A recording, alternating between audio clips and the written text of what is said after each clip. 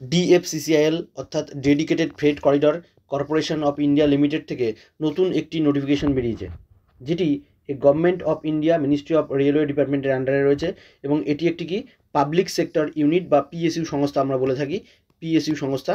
সেখান থেকে একটি ফর্ম বেরিয়েছে দেখো, ডিএফসিসিআইএলের। খুব ভালো একটা পরীক্ষা, রেলের একটা মাদার অর্গানাইজেশন বলা হয় এটাকে। তোমরা এটাকে অবশ্যই ফর্ম ফিল আপ করতে পারো। আচ্ছা, এখানে দেখো তোমাদের মেনলি যে চাকরিগুলো হবে আর কি ডিএফসিসিএলের ডেডিকেটেড ফ্রেট করিডরে, এটা মেনলি আমরা পরে আবার লাস্টে দেখাচ্ছি। এটা দেখো এই আমলা, মিরাট, টুনলা মানে আগ্রাতে আছে, এবং দীনদয়াল উপাধ্যায় নগর যেটাকে আগের নাম ছিল তোমার হচ্ছে মুঘলসরাই, যেটা নাম ছিল কলকাতা, মুম্বাই, এসব জন্য হবে। ঠিক আছে, তবে মেনলি উত্তরপ্রদেশ, রাজস্থান এই সব দিকে তোমার প্রথমের দিকে ভ্যাকেন্সি এবং পোস্টিং ওইদিকে বেশি আছে এবং ওইদিকেই ন্যাচারালি পোস্টিং বেশি থাকে। যাই হোক, প্রথমে দেখো তোমরা ইম্পর্টেন্ট ডেট কিছু রয়েছে। ইম্পর্টেন্ট ডেট কি দেখো, অনলাইন রেজিস্ট্রেশন শুরু হচ্ছে 18ই জানুয়ারি 2025 থেকে, 18ই জানুয়ারি 2025, এবং ক্লোজ হচ্ছে কবে ভালো করে মাথায় রাখবে, 16ই ফেব্রুয়ারি 2025। খুব তাড়াতাড়ি ফর্ম ফিল আপটা করে দাও তোমরা। আচ্ছা, এগুলো আছে। ফার্স্ট সিবিটি টেস্ট, সিবিটি 1-এর টেস্ট যেটা হবে সেটা হচ্ছে এপ্রিল মাসে হবে, 2025-এর এপ্রিল মাসে হবে। আর সেকেন্ড স্টেজ যেটা হবে সিবিটি 2টা, সেটা হচ্ছে 2025 সালে আগস্ট মাসে হবে। খুব তাড়াতাড়ি দেখো, সিবিটি 1 হচ্ছে এপ্রিল মাসে, তার মধ্যে রেজাল্ট বেরিয়ে তোমার হচ্ছে সিবিটি 2 হবে আগস্ট মাসে, তার মধ্যেই তোমাকে সমস্ত প্রিপারেশন রেডি করতে হবে। আচ্ছা, tentative schedule for the PET physical efficiency test. Physical efficiency test এটা সবার নেই, শুধুমাত্র এমটিএস পোস্ট যাদের রয়েছে তাদেরই শুধুমাত্র ফিজিক্যাল এফিসিয়েন্সি টেস্টটা আছে। ঠিক আছে, বাকি পোস্টগুলোতে নেই। কী কী পোস্ট আছে আমরা আলোচনা করছি। দেখো, অক্টোবর এবং নভেম্বর মাসে এই ফিজিক্যাল এফিসিয়েন্সি টেস্টটা হবে। এবার ন্যাচারালি এই পিইটি টেস্টটা কিন্তু তোমাকে দিল্লিতে যেতে হবে ওই টেস্ট দেওয়ার জন্য, ফিজিক্যাল এফিসিয়েন্সি টেস্ট। ঠিক আছে, বাকিগুলো পরীক্ষা মোটামুটি কলকাতাতে তোমরা পাবে। আচ্ছা, নিচের দিকে আমরা চলে আসি। দেখো একে একে, এখানে হেল্পলাইন নাম্বার আছে, কোনো দরকার লাগলে তোমরা কল করতে পারো। আচ্ছা, এখানে দেখো details of the post and essential qualification. কী কী কোয়ালিফিকেশান তোমাদের লাগবে, দেখো কী কী যোগ্যতা তোমাদের লাগবে। পোস্ট আছে, প্রথম পোস্ট কোড হচ্ছে তোমার হচ্ছে জেনারেল ম্যানেজার। পে স্কেল কত আছে, 50,000 থেকে 1,60,000। ঠিক আছে। আচ্ছা, জুনিয়র ম্যানেজার ফিনান্স, এখানে দেখো 3খানা ভ্যাকেন্সি আছে। জেনারেলদের আছে 1টা, এসসিদের কোনো ভ্যাকেন্সি নেই, এসটি নেই, ওবিসি নন ক্রিমিনাল আছে 2টো। ঠিক আছে। আচ্ছা, কী থাকতে হবে দেখো, এখানে এসেনশিয়াল কোয়ালিফিকেশান আছে pass in final examination in CA, chartered accountant তোমাদের কিন্তু থাকতে হবে, তাহলে তুমি এই পোস্টটাতে অ্যাপ্লাই করতে পারো। নেক্সট চলে আসি। দেখো, পোস্ট কোড হচ্ছে 2, এটা হচ্ছে এক্সিকিউটিভ পোস্ট। এক্সিকিউটিভ পোস্টে আছে তোমার পে স্কেল 30,000 থেকে 1,20,000। ঠিক আছে, এখানে তোমার হচ্ছে ডিপ্লোমা থাকতে হবে, 3 years diploma in civil engineer. ঠিক আছে, মানে সিভিল থাকলে তুমি মোটামুটি অ্যাপ্লাই করতে পারবে, এবং ডিপ্লোমা থাকতে হবে মেনলি।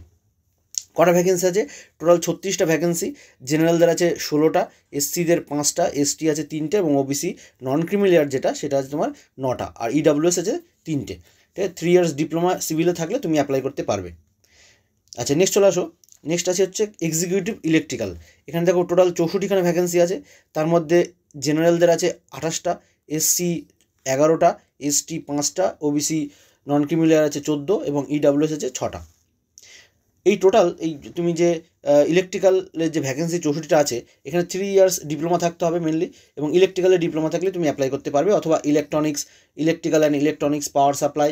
ঠিক আছে, ন্যাচারালি আমরা এদিকে ওয়েস্ট বেঙ্গলের ছেলেবেলা যারা আমরা আছি তারা কিন্তু অবশ্যই আমরা ইলেকট্রিক্যালে মানে ডিপ্লোমা করি, অথবা সিভিলে যেগুলো করলে তো আগে তো বললাম, ইলেকট্রিক্যাল তোমার থাকলেই তুমি কিন্তু অ্যাপ্লাই করতে পারবে, বা ইলেকট্রিক্যাল ইলেকট্রনিক্স।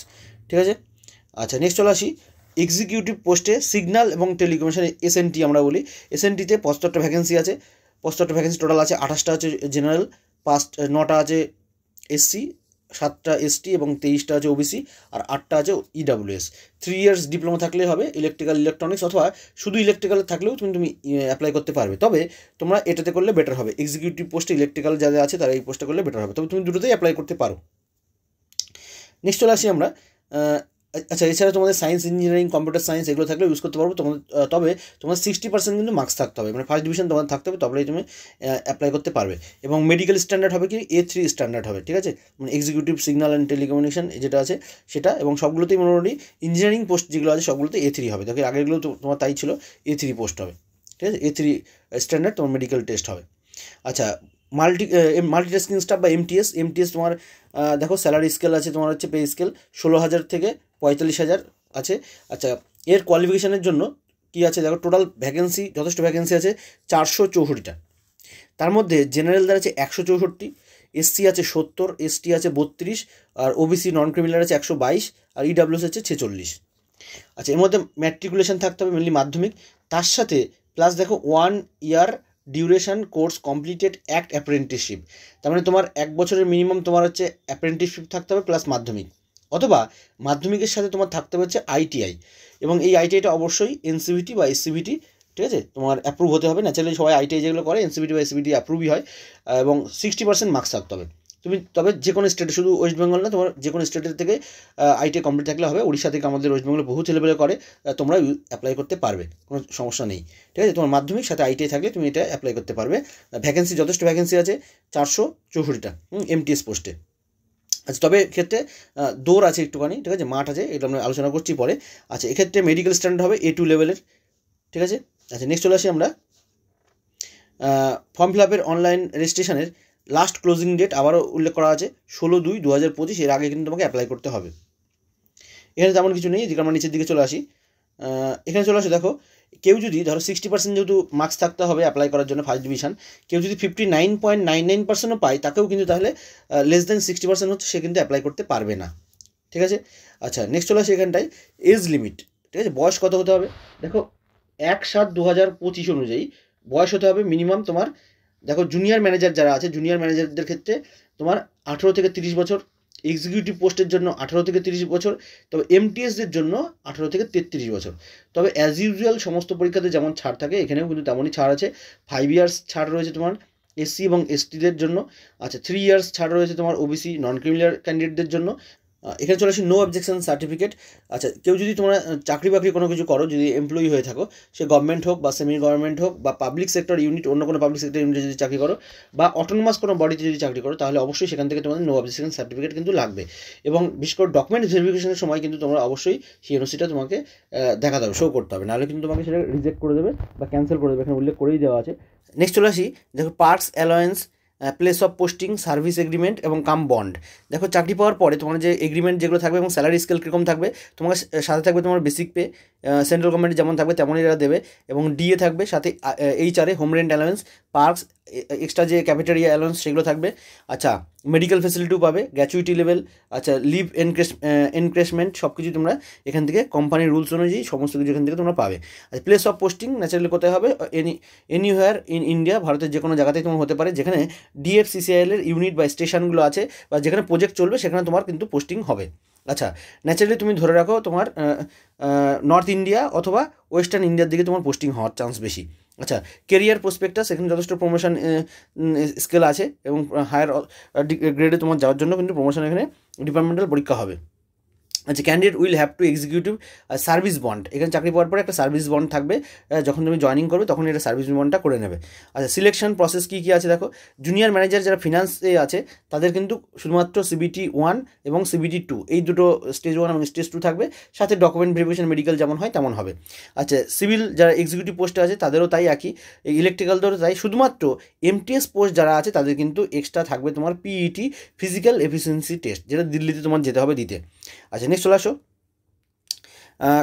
2 স্টেজ টেস্ট হবে, বললাম CBT 1 এবং CBT 2, এই 2 স্টেজে টেস্ট হবে।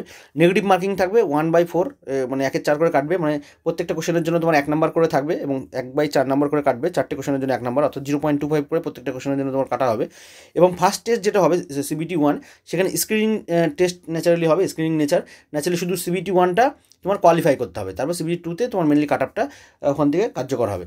আচ্ছা, স্কোর এবং নর্মালাইজেশন স্কোর যেটা আছে CBT 1, সেটা বললাম কেবলই যে শর্ট লিস্টিং ক্যান্ডিডেটদের জন্য শর্ট লিস্টিং হবে তারা CBT 2 এর জন্য, ঠিক আছে। CBT 2তে পাস করলে তবে তোমার একটা মেরিট লিস্টে আসবে, এবং CBT 2তে ডাকা হবে মেনলি 20 টাইমস ডাকা হবে CBT 2 পরীক্ষা দেওয়ার জন্য, এবং PET টেস্ট এটা হচ্ছে 3 টাইমস ডাকা হবে। আচ্ছা, ডকুমেন্টস ভেরিফিকেশন বা মেডিকেলের জন্য যে কটা ভ্যাকেন্সি থাকবে তেমনই তোমাকে ডাকবে।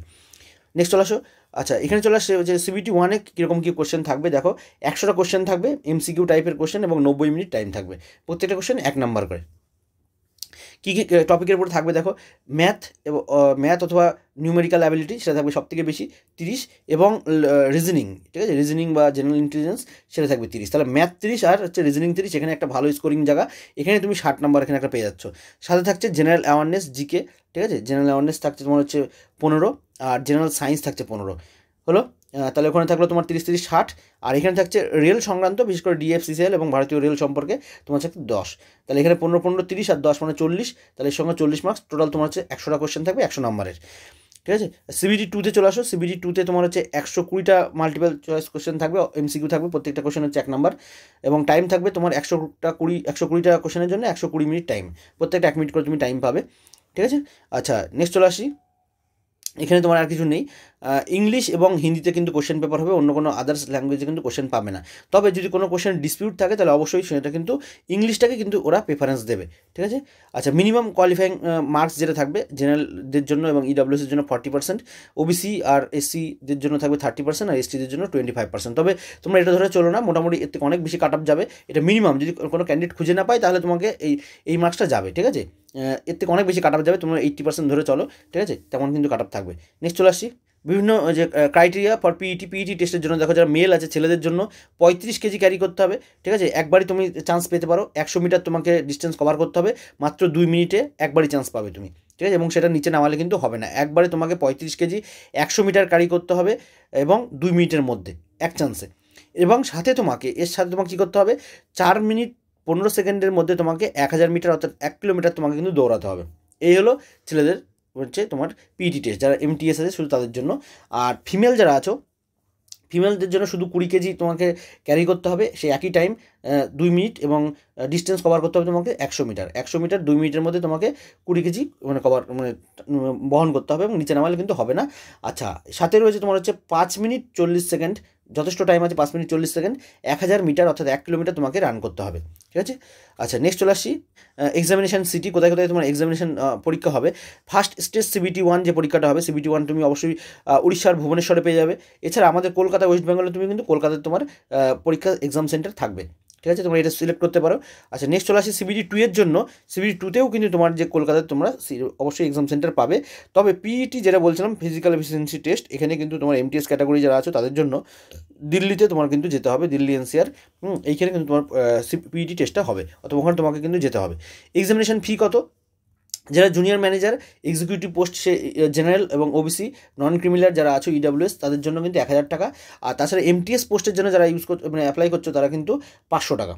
এছাড়া যারা SC ST PWD বা এক্স সার্ভিসম্যান, ট্রান্সজেন্ডার যারা আছে তাদের জন্য কিন্তু কোনো টাকা লাগবে না, ঠিক আছে। আচ্ছা, টাকা তোমরা পে করতে পারো UPI, debit card, credit card, net banking, এসবের মাধ্যমে তোমরা অনলাইন পেমেন্ট করতে পারো। আচ্ছা, এই হলো তোমার হচ্ছে পরীক্ষার সংক্রান্ত বললাম। আচ্ছা, আরটা পরে কিছুদিন পরে তোমাদের একটা মডিফিকেশান একটা আসবে, মানে মডিফিকেশান ওরা ডেট দিয়ে দেবে। যদি কোনো কিছু তোমাদের পোস্ট প্রেফারেন্স যদি কোনো ভুল হয়, বা পোস্ট কোড, ইমেল আইডি বা মোবাইল নাম্বার যদি ভুল হয়, তাহলে তোমাদের মডিফিকেশনের জন্য কিন্তু 100 টাকা ধার্য করা হবে, এবং সেটা নন রিফান্ডেবল। তোমরা চাইবে পরীক্ষা যখন ফর্ম ফিল আপ করবে অবশ্যই দেখে শুনে সাবমিট করার, যেন পরে তোমাকে আর 100 টাকা পে না করতে হয়। কারণ 1000 টাকা ফর্ম ফিল আপ, তারপরে যদি তোমাকে আরও 100 টাকা পে করতে হয় এক্সট্রা, যথেষ্ট কিন্তু তোমাদের গায়ে লাগবে বেকার লাইফে, ঠিক আছে। তো অবশ্যই তোমরা সব কিছু দেখে তারপরে তোমরা সাবমিট করবে। নেক্সট চলে আসো। DFCCL নিউ দিল্লিতে যে কর্পোরেট অফিস রয়েছে, এদের ইউনিট স্টেশনগুলো, বিশেষ করে তোমার হেডকোয়ার্টারগুলো, এখানে দেখো ওরা একটা লিস্টে দিয়ে দিয়েছে। ইস্টার্ন ডেডিকেটেড ফ্রেট করিডর, EDFCর আন্ডারে অনেকগুলো আছে। দীনদয়াল উপাধ্যায় নগর, যেটা আগে নাম ছিল তোমার হচ্ছে মুঘলসরাই, সেখানে প্রয়াগরাজ বা এলাহাবাদ, এখানে তোমার ওদের বেশ কয়েকটা ওদের মানে সাবস্টেশন রয়েছে আর কি, সাবস্টেশন বা স্টেশন বলো বা ইউনিট বলো, এখানে তোমাদের এখানে 3টেতে রয়েছে। এছাড়া তোমার যেটা প্রয়াগ ছাড়িয়ে আরও বেশ কয়েকটা মানে বেশ 40-50 কিলোমিটার গিয়ে তুনলা বলে একটা স্টেশন আছে, সেখানেও তোমার আরেকটা ওদের ইউনিট আছে। এছাড়া মিরাট আছে, আমলা, কলকাতাতেও আছে, নয়ডা, জয়পুর, আজমির, হ্যাঁ, আহমেদাবাদ, বদোদরা, মুম্বাই নর্থ এবং মুম্বাই সাউথ, এগুলোতে ওদের DFCCL-এর কিন্তু ইউনিট রয়েছে।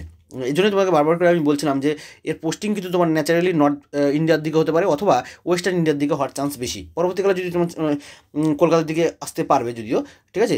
তবে যাই হোক, এই ছিল ভিডিওটি। তো ভিডিওটি তোমাদের কেমন লাগলো অবশ্যই তোমরা জানাবে। এই সংক্রান্ত ভিডিও পেতে চাইলে অবশ্যই তোমরা লাইক, কমেন্ট এবং শেয়ার করবে। আর ভিডিওটি যদি ভালো লেগে থাকে অবশ্যই সবার মধ্যে শেয়ার করে দাও। Thank you, by.